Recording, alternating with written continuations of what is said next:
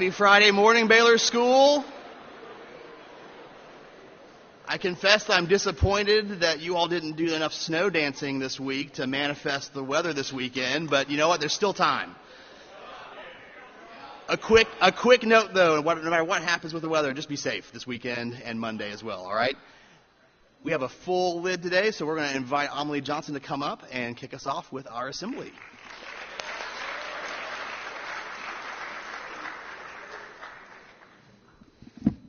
Our first senior speaker today is Madeline Claire Stefanik. With so many amazing qualities, it's hard to choose just one that makes MC great. But if I had to, I would say what I love most about her is that she's an incredibly genuine young woman. Everything she does is true to herself, making her not only an incredible friend, but a passionate Baylor student. Whether leading the crew team to victory, toppling mountains in India, or even dancing her heart out on Baylor German TikTok, she lives her life fully. And she doesn't do any of this for recognition or to be bragged on. She does it to live, laugh, love. So since she won't brag on herself, I'll do it for her. Everyone give a big hand for MC.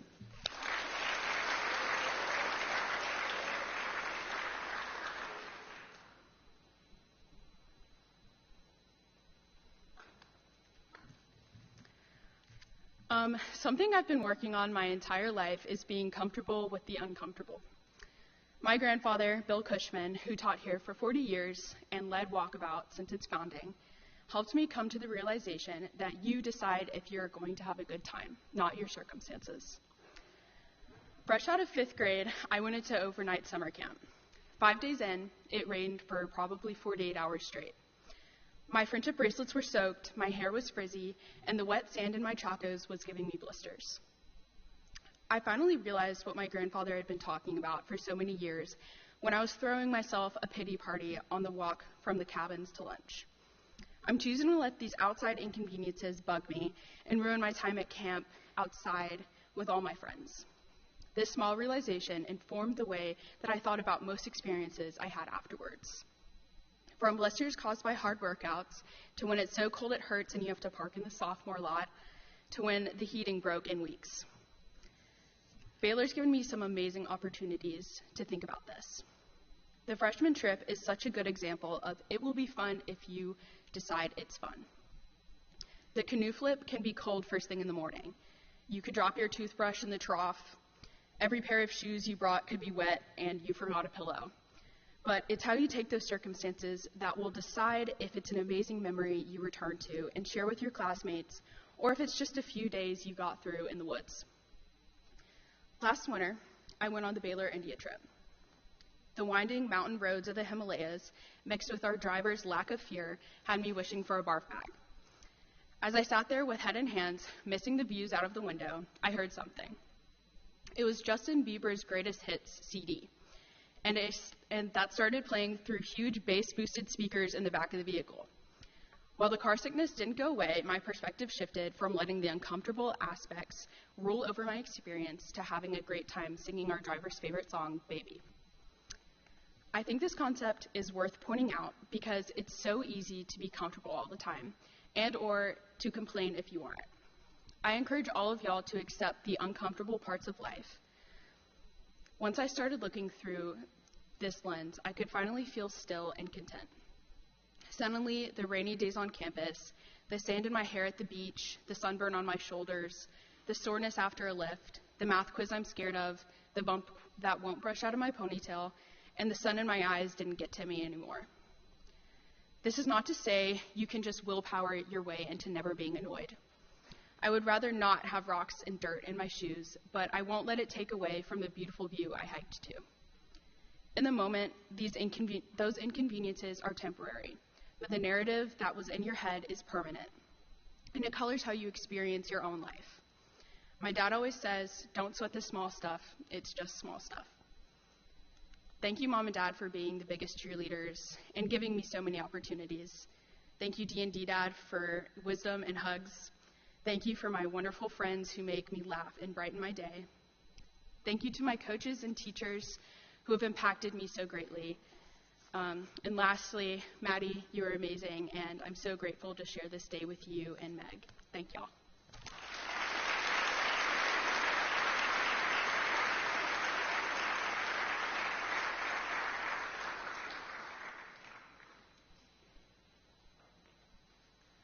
Our next speaker today is Meg McCauley. Meg is likely one of the nicest people I have met at Baylor. When I walked into WAP, Mr. Bat's AP World, for those who don't know, sophomore year, I was terrified as the new kid, but talking to Meg is incredibly easy. She's the kind of person who sees you as you stand and also as the best version of yourself. Over time, her continuous energy wore off on me, and that shows the kind of person she is. Not only does Meg love her friends and family members, but she loves everyone around her. Whether it was playing Among Us in class or being the perfect comedic relief on a whitewater rafting trip, she simply put fun, and she makes everyone else have fun too. Congrats, Meg. We can't wait to hear what you have to say.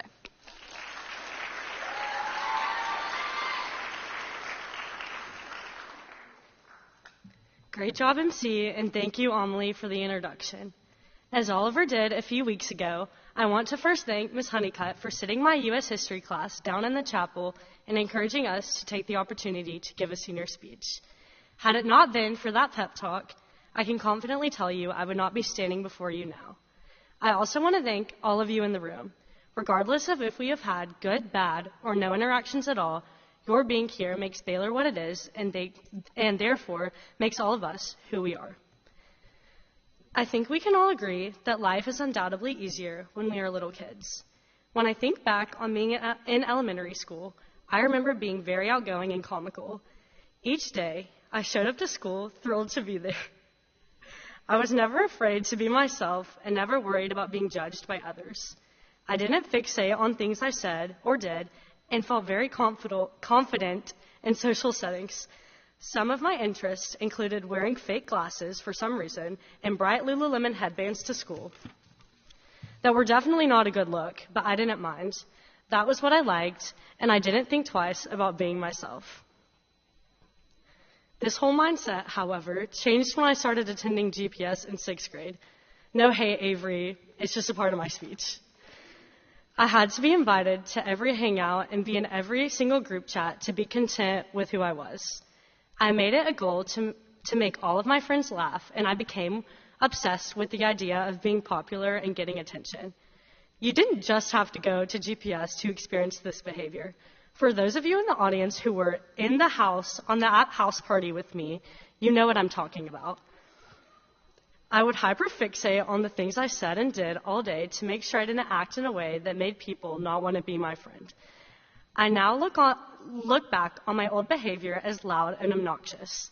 For example, one time I was with some friends at the Starbucks on Lookout Mountain, Georgia, and was the reason we were almost kicked out due to the noise.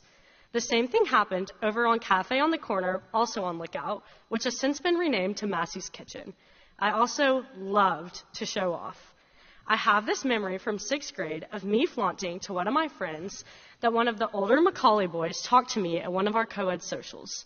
I failed, however, to mention the fact that the reason he spoke to me was because I fell down an entire flight of stairs as I was headed to my mom's car outside, and he was simply just asking if I was okay, as any normal person would have done. I was the type of kid who got their device taken away in class for taking bad photos of my friends to then turn around and airdrop it to anyone lucky enough to be in the surrounding area, which I still do. Shout out Claire McNeely. Anytime I would not be present at a group gathering, I would convince myself that people thought I had no friends or that people didn't like me. The amount of social pressure I felt was getting unbearable. I would push myself to hang out with people every single weekend, even if I didn't feel like it, just so people thought I was cool. When I came to Baylor in 8th grade, I didn't really know anyone and had not earned that class clown title I felt I did at my old school. The first few months of my transfer gave me the opportunity to reflect on the way I presented myself. I knew deep down that I was not the type of person who had the social battery to hang out with people 2 nights every single weekend, and I learned that I needed to start taking care of myself. The first 2 years of middle school were times I felt that I would be judged for not being the most social friend. I came to the realization that I do not have to be the loudest in the room to be seen or heard, and my worries were so small in the grand scheme of the world. Now I'm content with who I am. I let go of caring what people thought because I'm living my life for myself and no one else. I have found friends who allow me to express myself in unique ways. especially through my spam account on Instagram. In essence, I'm telling you that I found my peace, and my hope is that you do the same. Learn to enjoy your own company. It's only when you're your most authentic self, when you receive the acceptance, that you jump through all those hoops trying to get to. Take care of yourself, and I promise nothing matters as much as you think it does. Thank you to my friends, new and old, and especially Farm Function, for being a steady presence in my life. I'm excited to see where time will take each of you. To my sister Kate, who's not here, so I'm really talking to no one, thank you for making such a positive impact on my life and setting the bar high as my older sister. I never thought I would admit this. Seriously, never. But you are my best friend. Nani and Granddad, thank you for always showing up to support the grandkids and being there when we want to spend time at the farm. To my parents, the wisest people I know, thank you for being my role models and best friends. I love y'all. Thank you.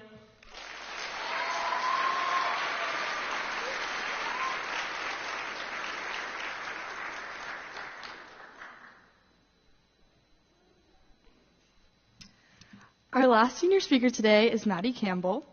If you don't know Maddie from being a crew demon or having probably the best hair in the entire school, you may also know that she's an amazing artist.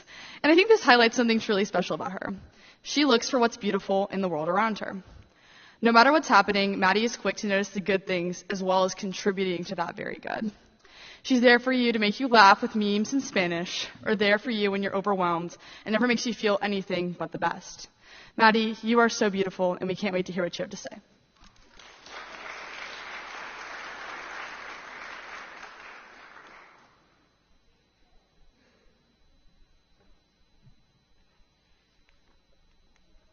Good morning, everyone. To begin, I would like to share with you a quote from Claire Keegan's short story, Small Things Like These, a book I was conveniently assigned to read last semester in Mrs. Batt's women's literature class. On the final page, our narrator writes, "The worst is yet to come." He knew. Already, he could feel a world of trouble waiting for him behind the next door. But the worst that could have happened was also already behind him, the thing not done, which could have been, which he would have had to live with for the rest of his life. To give you an idea of what's going on, since I skipped the first 113 pages, our main character struggles to accept the monotony of his day-to-day life, constantly questioning whether or not he is working towards nothing.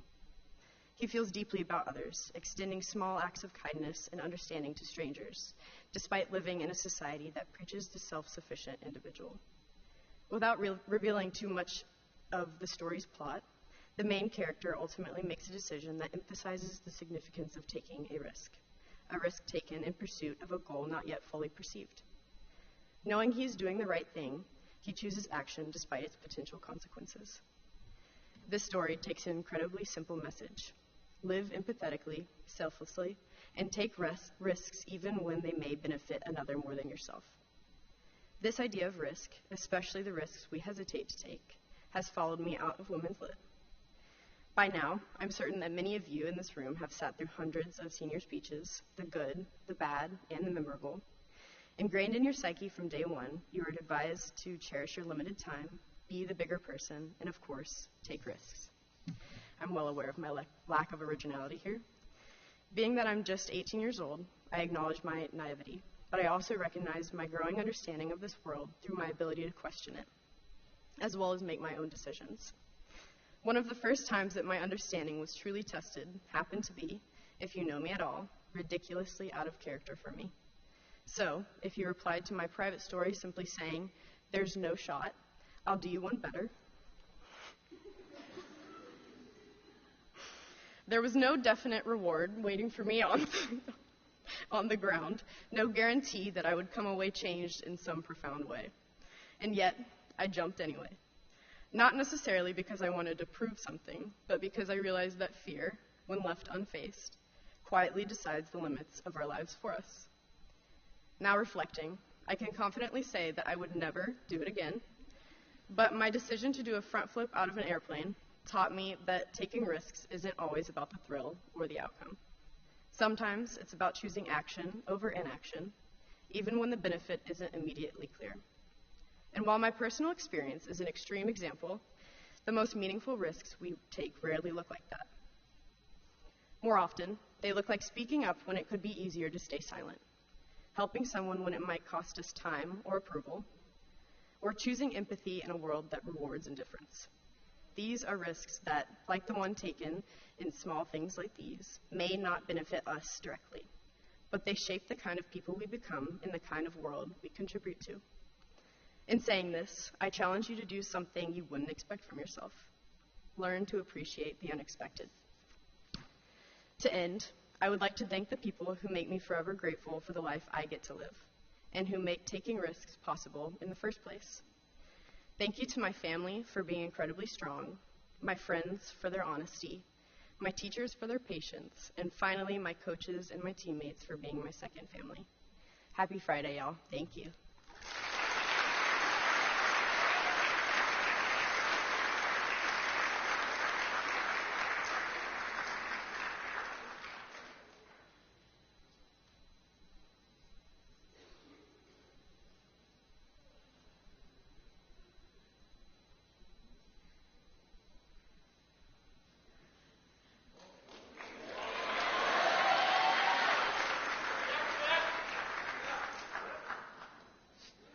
I'm George. And I'm Ollie. And if y'all missed it, we put BTA on Macaulay last night. 39-27, your final score. Thank you to everybody who came out and supported.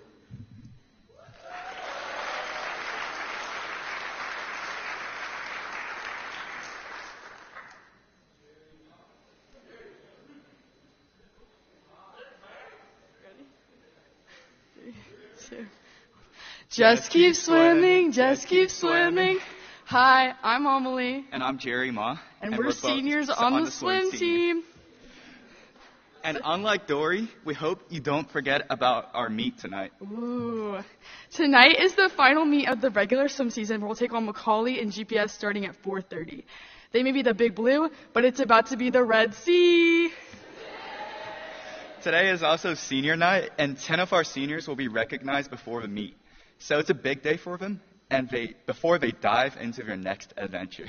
We love to see as many students and faculty there to support us. Again, Macaulay, 4:30 p.m. today. Hope to see you there. Thank you.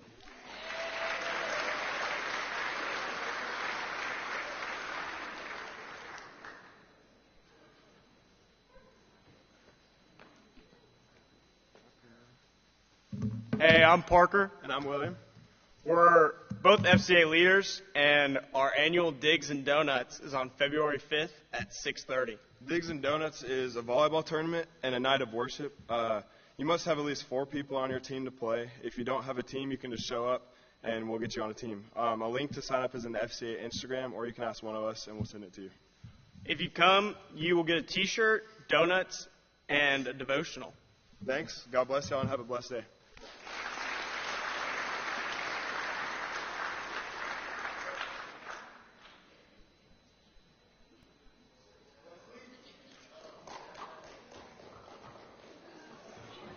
Hi, I'm White McDaniel. And I'm Wesley Chi. And we are both members of the Baylor Winter Players. So the Winter Players is essentially a program where we write, create, and put on plays for underprivileged youths like at Carver and Westside Community Center. As well as putting on a performance at those community service sites, we will also have an on-campus performance on January 31st at 3 p.m. and 7 p.m. There will be cookies and hot chocolate provided, and so bring your little siblings, your kids, and it'll be a great time. Thank you. Thank you.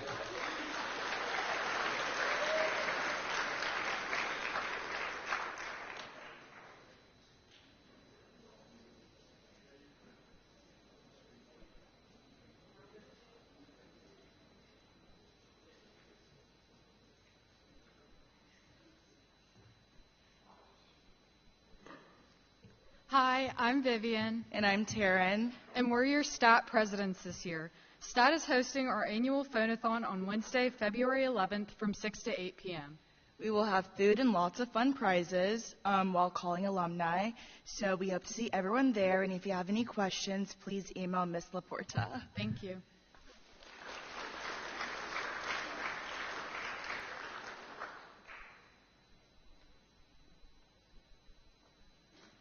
All right, seniors, 71 days of class until graduation. And with that and your senior leadership, we are dismissed.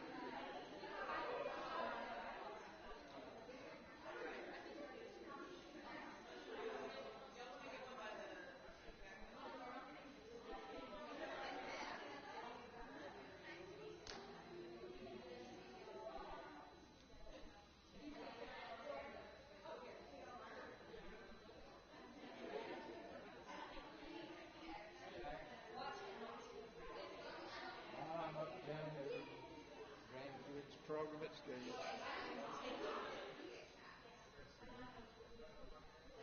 All right. Tractor's in the shed there. Either one. You can get it there where it is. I'm out of the motor trailer now. I think it's back to get there.